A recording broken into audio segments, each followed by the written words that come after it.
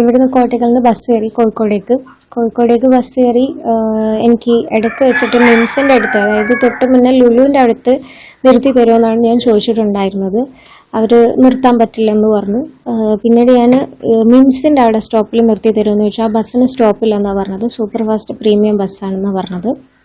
അപ്പോൾ എനിക്കൊരു emergency situation ഉള്ളത് കൊണ്ടാണ് ഞാൻ നിർത്താൻ പറയുന്നതെന്ന് പറഞ്ഞിട്ട് ഞാൻ ഒരുപാട് പറഞ്ഞിട്ടുണ്ടായിരുന്നു. അപ്പോൾ അവർ നിർത്തില്ല എന്ന് തന്നെ പറഞ്ഞു.